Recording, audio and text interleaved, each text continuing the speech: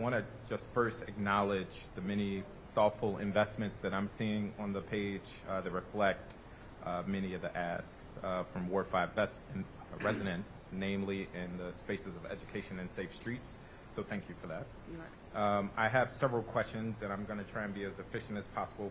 You talked about reductions in the number of $373 million, including sweeping 749 vacant positions. Can you speak more to what other reductions outside of the vacant positions that number reflects? Say that again. The $373 million in reductions. Can you speak more about that? I think that is the total for vacant. The $373 million refers it is, to and maybe the vacant It's positions. inclusive of the vacant positions plus additional programmatic reductions. and for the vacant positions, to sort of provide a little context. So, as a city, we have about 37,000 employees. There's about 3,500 vacancies. That number has increased over the years as people have moved on to other jobs, and the labor market has tightened in some areas. So when we did a very agency by agency analytical look at vacancies, and what we factored in was the higher rate compared to their attrition rate to see, in other words, are they able to fill the vacancies? What is the plan to fill the vacancies? There'll be some program that has such a tight labor market that they're generating, based on attrition, more vacancies each month than they're able to fill. So we looked at taking vacancies that we felt the agency would have a very difficult time filling throughout the course of 2024. We also prioritized positions that were not front-facing, though there are vacant positions that are front-facing that are part of this. But the deep analysis really was on the higher rate and the likelihood that that vacancy would actually get filled over the course of 2024. If we didn't think it was going to get filled, we would then prioritize it as something to be able to sweep and help reallocate the funding elsewhere in the budget.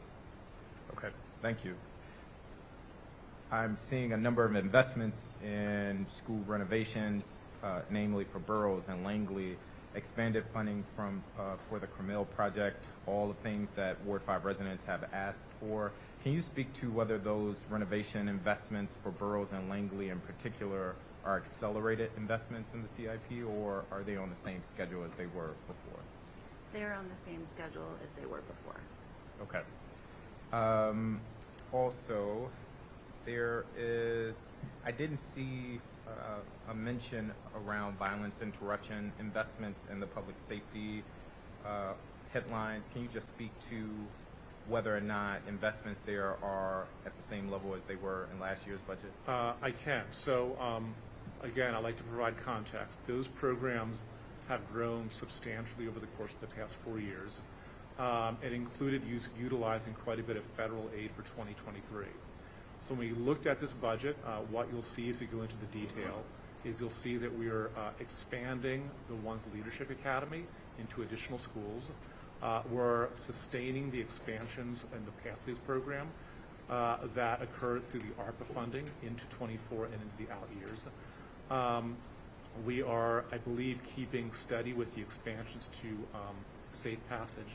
The one area that there'll be a modest reduction is reducing the dollar spending allocated towards contracted violence intervention work.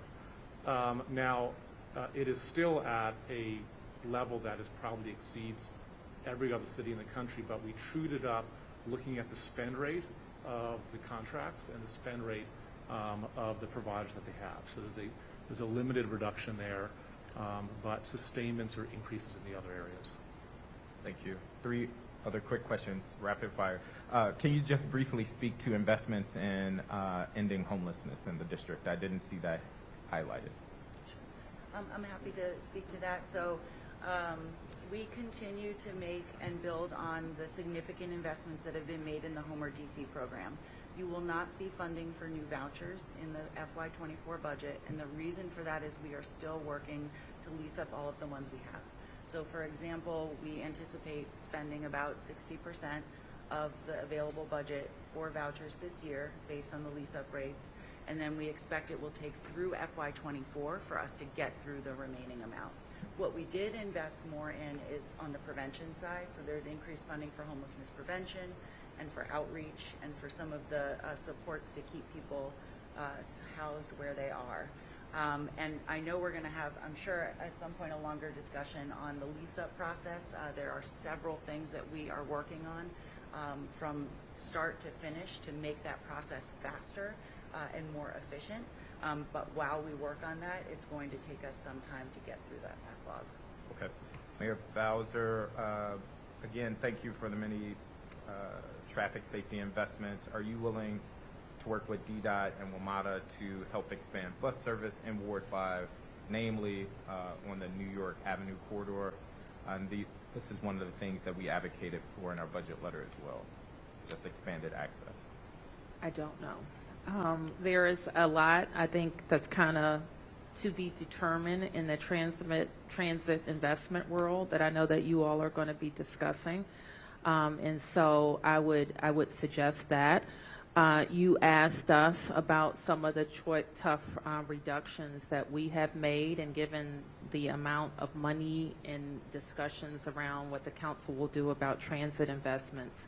One of the tough decisions that we had to make relate to reductions in the DC circulator. The DC circulator, I think now stands at 6 routes, and we are proposing in this budget to eliminate 3 of the routes. So new service, I think that we have to have a discussion, and I know that you all are having a discussion about how the city will make transit investments. Okay, last question.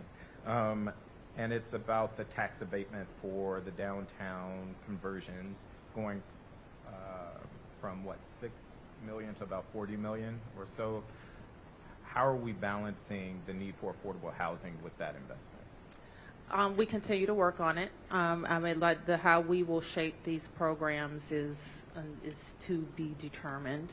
But we know to attract people and investment in the downtown, we're going to have to be innovative in our approaches. Okay, more to come. Okay. Thank you. Thank you, Councilmember. Councilmember Allen.